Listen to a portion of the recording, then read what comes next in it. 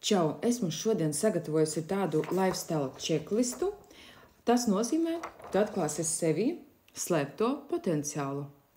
Un šeit šo sarakstu tu varēsi izmantot atvaļinājuma laikā, vasaras laikā, bet vienīgais tas ir limits 30 dienām, lai tu redzētu jau realitātē šīs izmaiņas.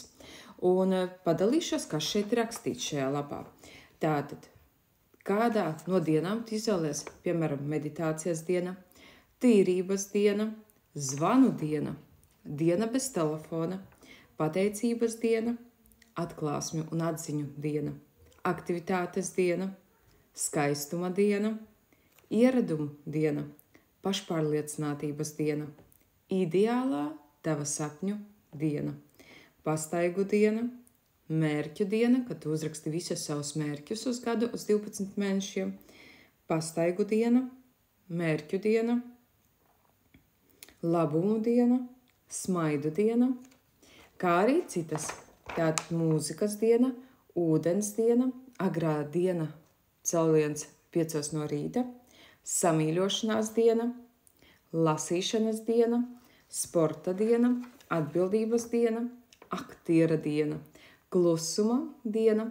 Kad tu atrodies klusumā, tev arī var daudz nākt atziņas, ko tu varētu savā dzīvē izmainīt un izdarīt. Nezināmā pilsētā diena, filmu diena, vēlmju un vēlēšanu diena, vēstules diena, pati sev uzrakstīt vēstuli nākotnē, plānošanas diena, komforta zonas paplašināšanas diena. Šādu sarakstu tu vari izveidot un viņu izpildīt 30 dienas pēc kārtas. Neizlaižot absolūti nevienu dienu, tu redzēsi šīs izmaiņas pati sevi un realitātē apkārt. Tāpēc izmanto šo lifehacku, pielieto, jo tu redzēsi, kā tevī ir apslēpts un noslēpts dziļš potenciāls, par kuru varbūt tu šobrīd nenojauti. Un ja tu vēlies vairāk praktiku, vairāk efektīvu vingrinājumu tieši sevis izzināšanai, tad aicinu tevi uz kursu Laimīgas attiecības pateicoties domu spēka praktikām. Tur es dodu vēl daudz efektīvākas praktikas. Dienā tu saņemsi uzdevumus, kurus ir jāizpilda. Un tad, kad tu veiksmīgi viņus izpildīsi, atvērsies nākamā video ieraksta nodarbība, kur atkal ir jāpilda uzdevums. Tādā veidā tu veiksi 12 mēnešu garumā izmaiņas savā dzīvē un savā realitātē.